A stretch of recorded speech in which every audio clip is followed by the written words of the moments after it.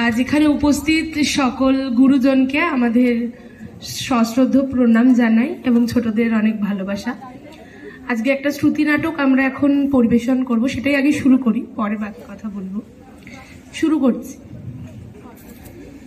স্বামীজির অন্যতম শিষ্যা নিবেদিতা তার সম্বন্ধে বলতেন, আমার গুরুর জীবন তিনটি বস্তু নিয়ে গঠিত, গুরু, গীতা ও গঙ্গা। বাস্তবে কি স্বামীজি বিবেকানন্দের জীবনে শ্রী রামকৃষ্ণের প্রভাব ছিল অপরিসীম। স্বামীজির জীবনে গুরুর শিক্ষা সম্পূর্ণরূপ প্রকাশ পায় ভারতীয় ধর্মগ্রন্থ অধ্যয়নের মাধ্যমে। আর ভারতভূমিকে স্বামীজি গঙ্গারই ন্যায় পবিত্রতা স্বরূপিণী রূপেই পূজা করতেন। এই ভারতবর্ষকেই নিজ অন্তরের প্রত্যক্ষ উপলব্ধির জন্য স্বামীজি তার গুরুর পার্থব্য দেহবসানের পর পরিব্রাজক রূপে ভারতবর্ষের প্রান্তরে প্রান্তরে ঘুরে বেরিয়েছেন। নরেন্দ্রনাথ দত্তের স্বামী বিবেকানন্দ হয়ে ওঠার প্রত্যক্ষ প্রস্তুতি পর্ব ছিল তার এই পরিব্রাজক জীবন, যা প্রতি ছত্রে ছত্রে তাকে নানা রূপ জীবনের বোধের শিক্ষা দিয়েছে। আমাদের আজকের এই ক্ষুদ্র নিবেদন স্বামীজির পরিব্রাজক জীবনের গুটি কয়েক ঘটনার ডালি দিয়ে সাজানো। আজকের শ্রুতি নাটক স্বামীজিকে নিয়ে সাথে ভারতের পথে পথে।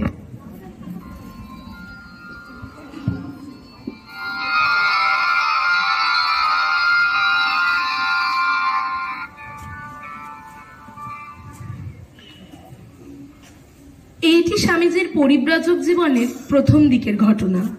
এই সময় তিনি বারাণসী ধামে এসেছিলেন এবং এইটি ছিল তার প্রথম কাশী গমন। তার সঙ্গে ছিলেন স্বামী প্রেমানন্দ। কাশীতে এই সময় তাহার একটি অভিজ্ঞতা হয়। একদিন দুর্গা মন্দির থেকে ফিরছেন, এমন সময় কিসের যেন আওয়াজ শোনা যাচ্ছে। হ্যাঁ, ওই তো এক পাল বানরের দল। ওরে বাবা, ওরা তো আমার দিকেই আসছে। এবার পিছনে ফিরে যাওয়ার পথ নাই।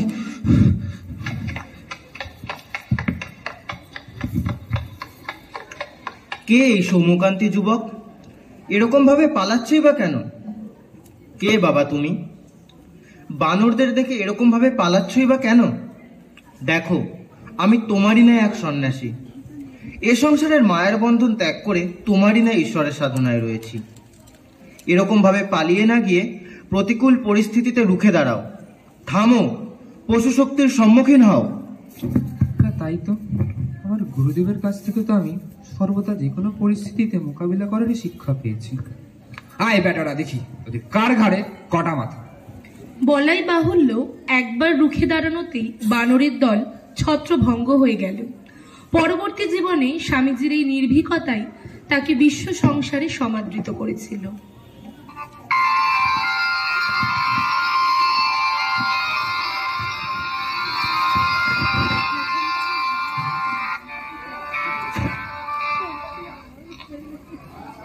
স্বামীজি আজীবনকাল একাগ্রতার পূজারী ছিলেন। তার পরিব্রাজক জীবনেও আমরা বিভিন্ন ঘটনার মাধ্যমে এর প্রমাণ পাই। উত্তর ভারতের মিরাট ভ্রমণকালে স্বামীজি শেঠজির বাগান নামে প্রসিদ্ধ একটি বাগান বাড়িতে তার কিছু গুরু ভাইদের সঙ্গে বেশ কিছুদিন অবস্থান করেন। এর মধ্যে অন্যতম ছিলেন স্বামী অখণ্ডানন্দ, যার পূর্বাশ্রমের নাম ছিল গঙ্গাধর। এই ঘটনাটি সেই সময়কার। আচ্ছা গঙ্গাধর, তুমি কি আমার জন্য কটা বই এনে দিতে পারো? হ্যাঁ নরেন, কিছুদিন আগেই আমি এখানে একটি স্থানীয় লাইব্রেরির সন্ধান পেয়েছি। কাল ওখান থেকেই তোমার জন্য বই এনে দেব। এটা খুব ভালো কথা। আচ্ছা, তবে তাই করো। কথা মতো গঙ্গাধর স্থানীয় পুস্তকাগার হইতে প্রসিদ্ধ ইংরেজ গ্রন্থকার স্যার জন লাবকের গ্রন্থাবলীর এক খণ্ড নিয়ে এসে স্বামীজিকে দিলেন। পরের দিন আবার স্বামীজি গঙ্গাধরকে ডেকে বললেন, গঙ্গাধর, এই বইটি আমার পড়া হয়ে গেছে, তাই তুমি একটু সময় করে ফেরত দিয়ে আসতে পারো? ঠিক আছে নরেন, আমি ফেরত দিয়ে আসবো। আর আসার সময় তাহলে পরের খণ্ডটাও আনবো। আচ্ছা, তবে তাই করো।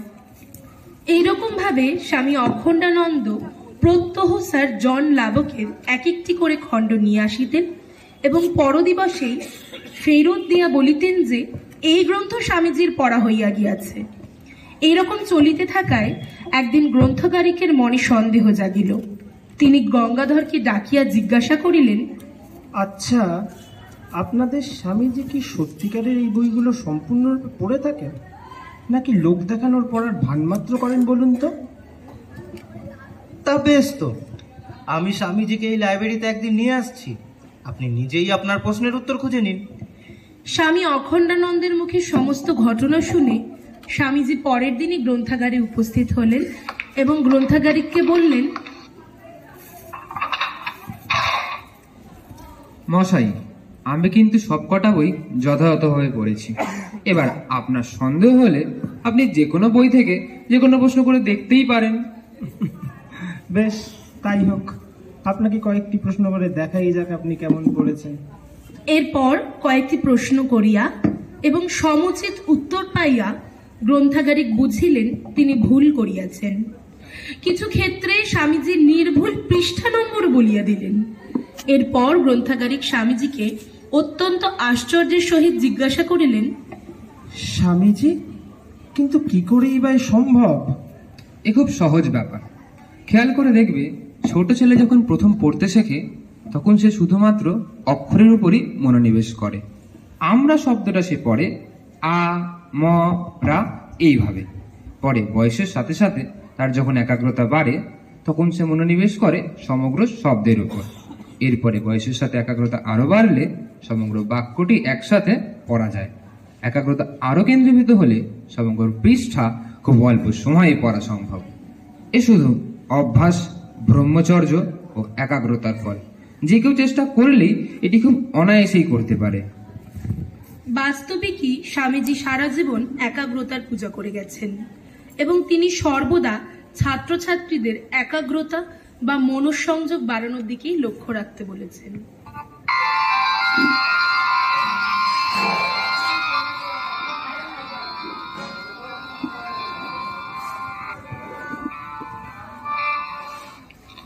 ভারতের সনাতন ধর্ম প্রতিধ্বনিত হচ্ছে গরিবের কুটিরে। স্বামীজি এটি মনে প্রাণে এই ভাব পোষণ করতেন। পরিব্রাজক অবস্থায় বহু ক্ষেত্রে সমাজের নিম্ন স্তরের মানুষদের থেকে তিনি অকৃত্রিম ভালোবাসা পেয়েছেন।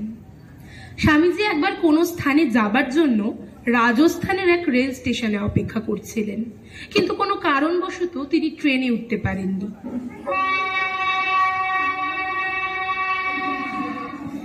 এমন সময় একজন আগন্তুক ব্যক্তি এসে তাকে জিজ্ঞাসা করলেন, প্রণাম বাবাজি, আপনার কাছে আমার একটা প্রশ্ন ছিল।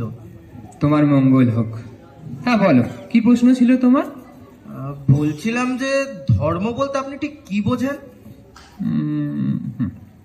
আমি এটাই বুঝি যে আলোককে জানতে হলে আগে অন্ধকারকে জানাটা জরুরি, তেমনি ধর্মকে জানতে হলে আগে জানতে হবে কি ধর্ম নয়। ঠিক পরিষ্কার হলো না স্বামীজি। ধর্ম মানে শুধুই এইসব মন্দির, মসজিদ বা গির্জা বানানো নয়। বইতে, কথায় বা আচার বিচারের মধ্যে তুমি ধর্মকে পুরোপুরি পাবে না। ধর্ম ধারণ করার বিষয়, আমাদের উপলব্ধির মধ্যে থাকে তা। এরপর আর একজন প্রশ্ন করলেন, স্বামীজি, আমাদের সমস্ত দুঃখের মূল কারণটা কি? বলতে পারো চাওয়া। সেটা কিভাবে? আমরা যখন কাউকে কিছু দিই তখন তার বিনিময়ে কিছু চাইও। ভালোবাসার বিনিময়ে ভালোবাসা, বস্তুর বিনিময়ে বস্তু। আর যখন সেটা পাই না তখনই দুঃখের সৃষ্টি। তাই যেখানে চাওয়া নেই সেখানে দুঃখও নেই।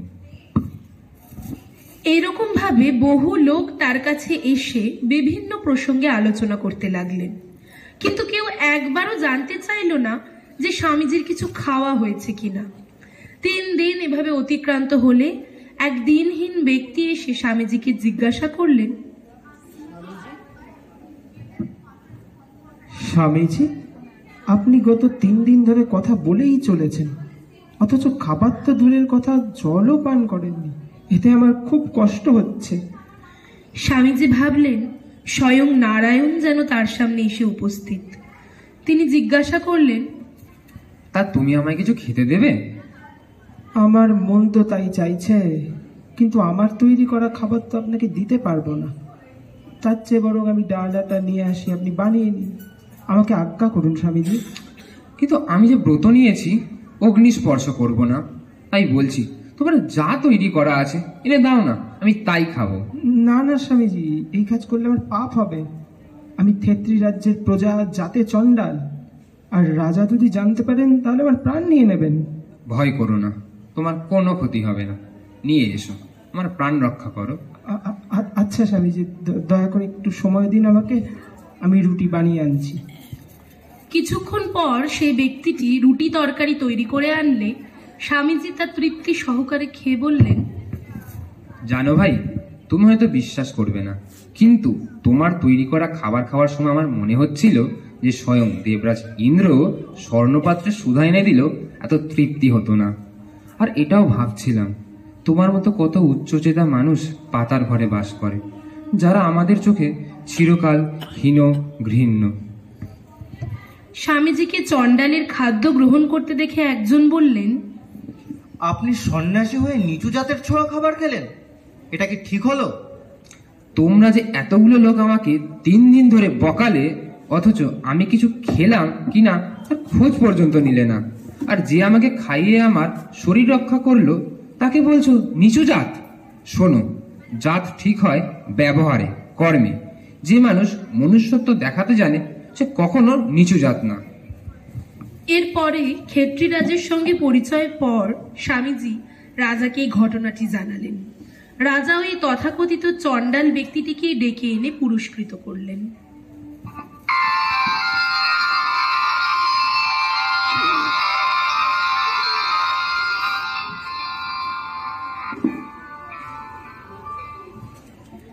পরিব্রাজক জীবনে স্বামীজির ব্যক্তিত্বের সব রকম রূপই প্রকাশিত হয়েছিল। সমাজের নিম্ন বর্গকে যেমন তিনি অন্তরের গভীরতম স্থান থেকে ভালোবাসতে পেরেছিলেন, তেমনি জ্ঞানীগুণী, বিদ্বান, দেওয়ান, মহারাজা সবাইকেই তিনি তার পাণ্ডিত্যে গুণমুগ্ধ করতে পেরেছিলেন। রাজস্থানে ভ্রমণরত অবস্থায় তিনি আলবাড়ির দেওয়ান রাজচন্দ্রজির বাড়িতে বেশ কিছুদিন আতিথ্য গ্রহণ করেন। এই খবর রাজা মঙ্গল সিং এর কানে পৌঁছানো মাত্র তিনি স্বামীজির সাথে সাক্ষাতের অভিলাষে দেওয়ানজির বাড়িতে উপস্থিত হন। সামান্য কিছু শুভেচ্ছা বিনিময়ের পরই তিনি স্বামীজিকে সরাসরি প্রশ্ন করেন, আচ্ছা বাবাজি মহারাজ, এই যে সকলে মূর্তি পূজা করে, আমার ওতে মোটে বিশ্বাস নেই, তা আমার দশা কি হবে? মহারাজ বোধহয় রহস্য করছেন। না স্বামীজি, মোটেই নয়। দেখুন, বাস্তবে কি আমি অন্য লোকের মতো কাঠ, মাটি, পাথর, ধাতু এ সকলের পূজা করতে পারি না? এতে কি পরজন্মে আমার অধোগতি হবে? যা যেমন বিশ্বাস। এ আবার কি হলো? মহারাজের কথায় স্বামীজি শেষে এমনি উত্তর দিলেন? এ তো তার শ্রদ্ধাহীনতার প্রশ্রয় দেওয়া হলো। আর এমন মনে রাখার মতো উত্তরই বা তিনি কি করে দিলেন? এ তো স্বামীজির নিজের ভাব নয়। আচ্ছা দেওয়ানজি, দেওয়ালে যে একটি ছবি দেখছি, এই ছবিখানি একটু নামিয়ে আনুন তো। এই নিন স্বামীজি।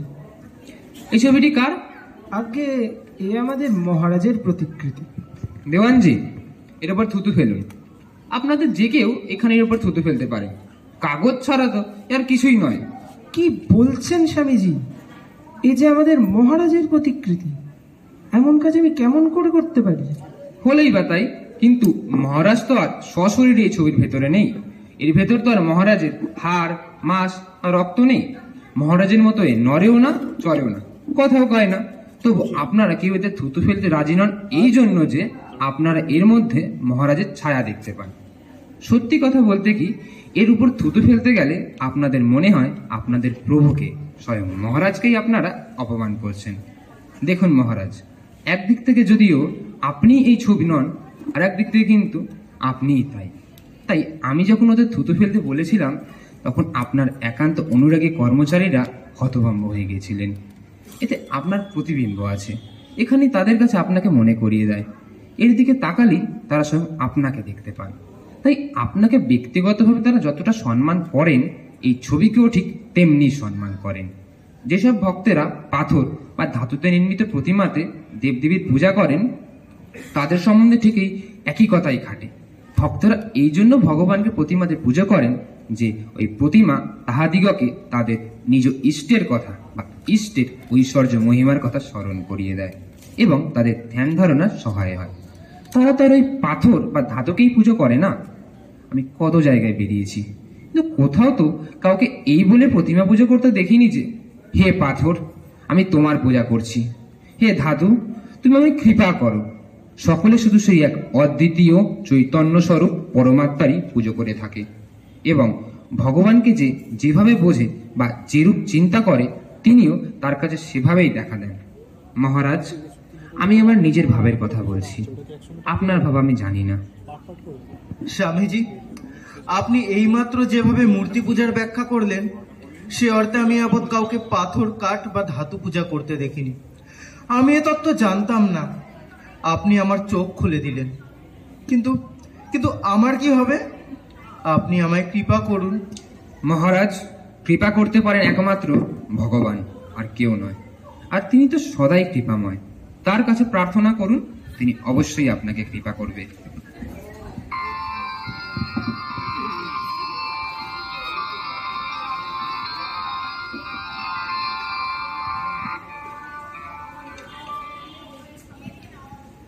পরিব্রাজক অবস্থায় স্বামীজিকে অনেক লাঞ্ছনা গঞ্জনাও সহ্য করতে হয়েছে, তবে ঠাকুরের উপর তার অগাধ বিশ্বাস ও ভালোবাসার জেরেই তিনি সর্বক্ষেত্রে সসম্মানে উত্তীর্ণ হয়েছেন। উত্তর ভারত পর্যটনকালে গাজীপুরের তারিঘাট স্টেশনে স্বামীজির সাথে এরূপ একটি ঘটনা ঘটে। চৌকিদার তাকে স্টেশনের প্ল্যাটফর্মের ছায়ায় বসতে দিল না।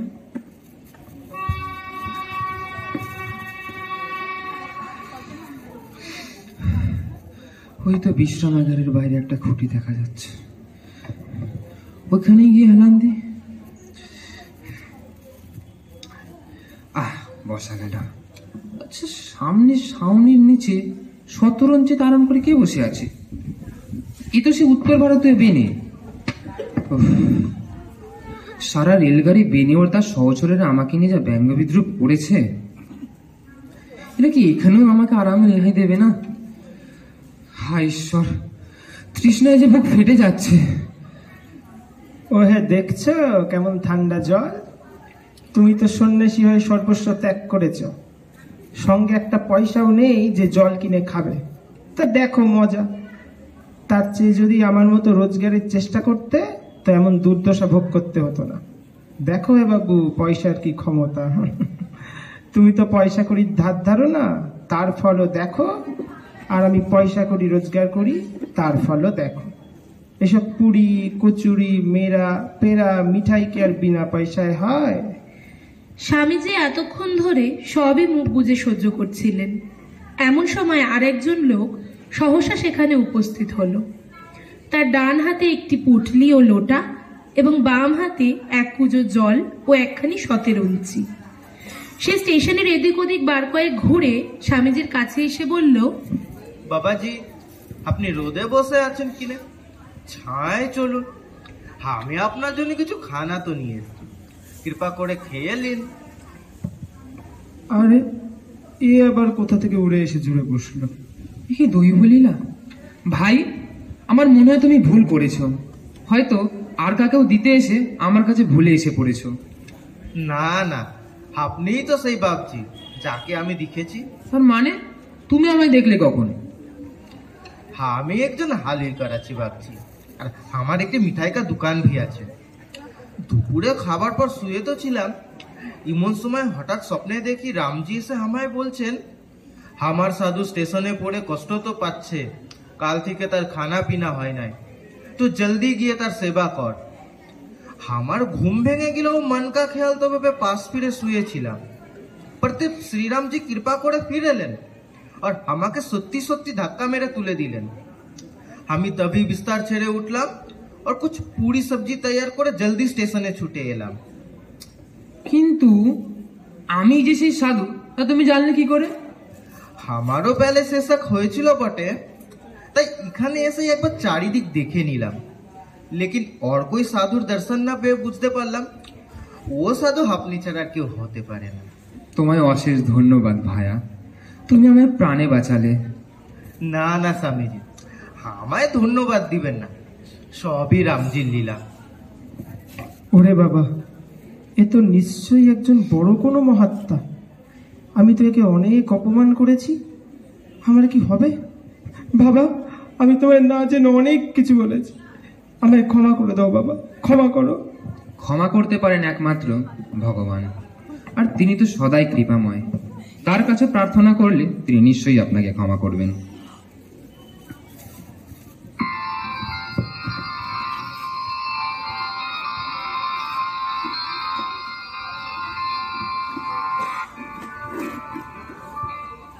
আমরা বিশ্বাস করি যে আমাদের প্রত্যেকের ভেতর যেমন একজন নিজস্ব আমি আছে, তেমনি একজন করে নিজস্ব বিবেকানন্দ আছেন। আমাদের মতো পথের বিভিন্নতা নিয়েই তিনিও আমাদের কাছে বিভিন্নভাবে ধরা দেন। চরম হতাশার মুহূর্তেও যিনি উত্তেষ্টিত, জাগ্রত, প্রাপ্য, বরান ও নিবোধত বলে সাহস যোগান, আবার এক নিরহংকার বিশ্বাসী হতে বলেন। এই আত্মবিশ্বাস স্বামীজি দেখেছিলেন কঠোপনিষদের নচিকেতার মধ্যে, যেখানে নিজেকে শ্রেষ্ঠ ভাবা যেমন নেই, তেমনি অযোগ্য ভাবাও নেই। শুধু এটুকুই আছে যে আমিও পারি, আমিও পারব। নিজেকে অবিশ্বাস করাই স্বামীজির মতে নাস্তিক্য, যে ব্যক্তি উনি আজীবন নিষেধ করে এসেছেন। আমরা ঈশ্বরে বিশ্বাস করি বা না করি, নিজের ওপর থেকে এই বিশ্বাসটা যেন আমাদের কখনো না হারাই। দেবু ঘোষ। আমি সূত্রধর করেছি নেহা সরকার।